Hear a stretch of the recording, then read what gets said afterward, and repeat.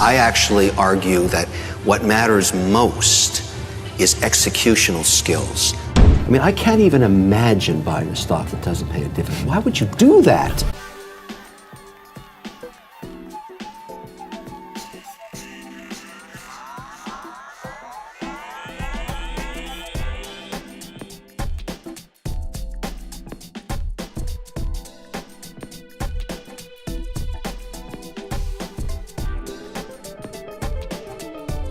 Said, today, my fiance came to me and said that I have to make a decision between our relationship and the business. And I said, oh, I'm not Dr. Phil here, but let's hear it. This guy had, in his dorm room in undergrad engineering, built an online cloud-based compliance tool for hedge funds with under 250 million. To help them reduce their costs. It's a subscription service. The guy had a run rate of $5 million. He hadn't even graduated yet. I'm licking my chops at this business. This is fantastic. And then he said, but I have no time. And I never see my fiancée. She wants me to come be with the family on Sundays, just once. But I'm doing my compliance downloads on Sundays and I have to deal with my customers because I got to be back in class at 8 o'clock in the morning on Monday. Now the class is looking at me saying, okay, big guy, what's the answer? I said, everybody, let's be pragmatic. Which is easier to replace? Your business or your fiancé? And the shit hit the fan with that. But let me ask you something. Clearly that match was not right, because if you're going to get into a relationship with an entrepreneur, man or woman, it doesn't matter. You have to understand what drives them. It's not going to be a successful union. It's not going to work. I think he made the right decision. The entrepreneur I meet is very passionate. That's just part of the equation. I actually argue that what matters most is executional skills. Every entrepreneur is passionate. Everybody that's an entrepreneur is ready to take that journey and go down that road, and that's great. But the ones that are still doing it 3 years later have executional skills. So that's what I think matters above everything else. I meet lots of teams, I fund lots of companies, I see lots of failure and lots of successes. The difference is men and women, primarily women these days, that can really execute, that set goals, tell you what they are, talk to you every 3 months saying I achieved this goal or I didn't, and why. And to me, that's the building block of a business. There's nothing worse than vision all day long. Vision's easy. Execution is hard. I'm not sure how you're going to take this story, but I'm going to tell it to you anyways, okay? End of a class, 9 at night, 600 people. There's a fellow up at the top puts up his hand and say, Mr. O'Leary, look, I have to ask you a question. I haven't said anything all class, but I'm really hurting. What's the value of a stock that never returns capital to its shareholders? I don't know, because the only way you can make money is if somebody else is willing to buy that position at a higher price for some emotional reason perhaps, or for some foresight that maybe the company will return capital one day. And I think of when you learn as an investor over multiple decades is the only thing that matters is free cash flow. That's it. There is no other reason to own a stock. And with that philosophy, it brings you into a place where you focus on a company's ability to generate incremental cash flow, because just owning a dividend-paying stock is not good enough, because let's say we find a stock today that's paying a 3% dividend yield, and tomorrow, because its forecast for sales get cut in half, the stock drops by 50%. Now it's yielding 6%. I don't want to own that stock either. So my tests in this index that I've created with FTSE Russell looks at the balance sheet. Every year we test to make sure that the company is viable in its ability to generate cash. This is extremely conservative investing. This is for the long haul. These tools are not for, as you're suggesting, for spicy, the hot stock du jour. I've done that. I've been there. Let the young legs do that. I have zero interest in that. I don't care what the hot new stock is. you know, when a company comes public, I won't own it either. It's got to prove to me over multiple years that it can continue to generate cash before it even fits into what I'm doing. So I'm really boring, and I like it that way. Rule number 4, don't get emotional in business. Do you really literally mean that if you are in business, you have to be willing to fire your mom? You know, it's true, you do, because in the end, when you create a business and you start one, many entrepreneurs in this audience will understand this comment, your allegiance has to be to the business first, because without that, all the good things that you want to do are going to fail. And so as your business grows and you make decisions about individual people, you can't let your emotion get in the way of what you really need to do, which is to drive success of the business. And so the minute you get your first customer, you now become number 2. The minute you get your first investor, now you're number 3. The minute you hire your second employer, you're number 4. It's still your business, but now you know who you have to serve. And I think a lot of entrepreneurs that fail don't understand that you're always serving someone.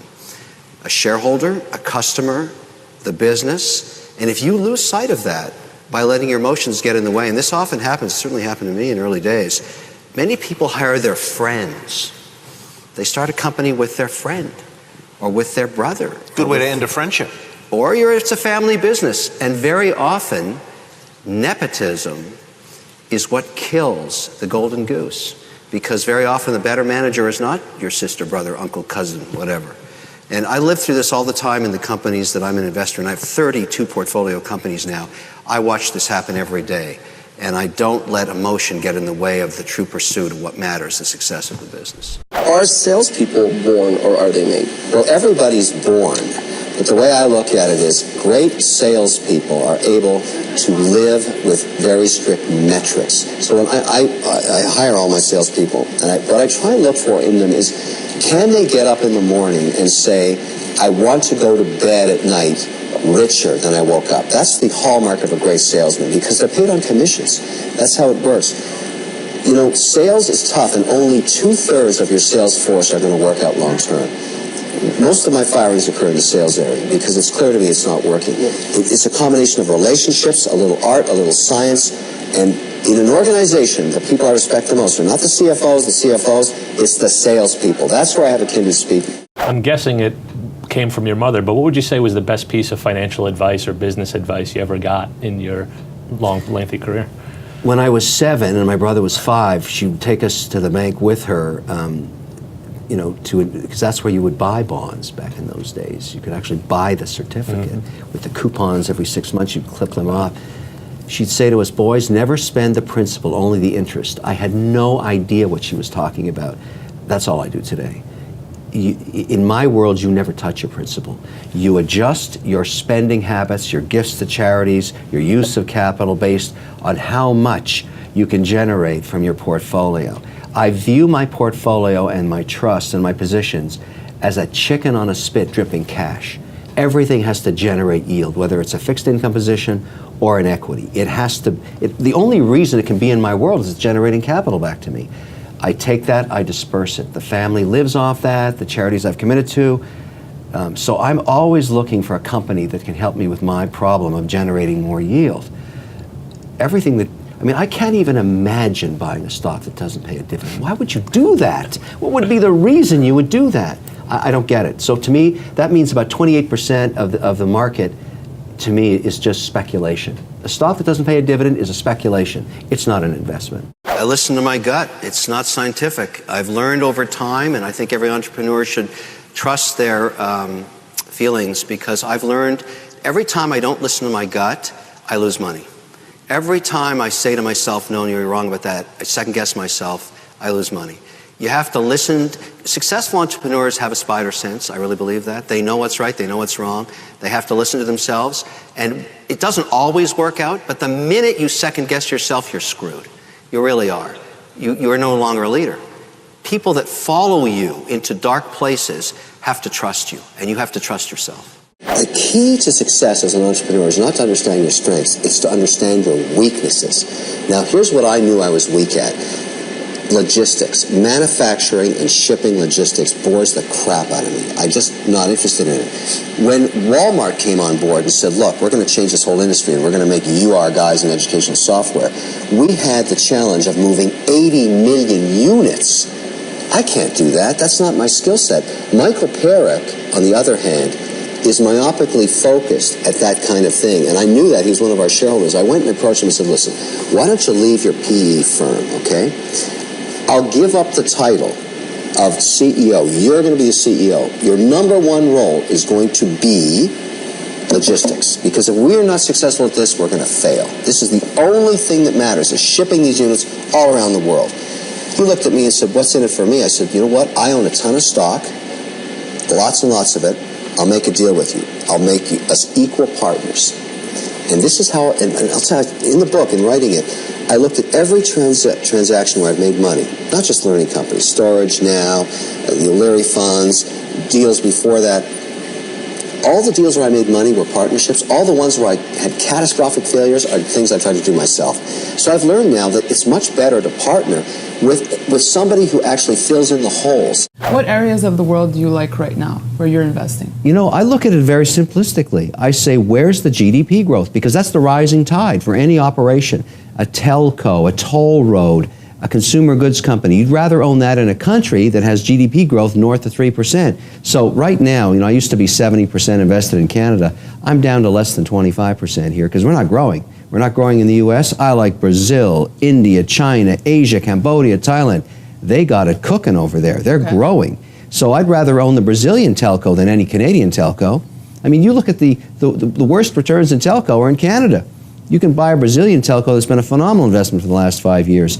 And the great thing about these companies overseas is they're so big now, so huge, they're issuing the securities in US dollars, and I can hedge that back to the Canadian dollar for next to nothing.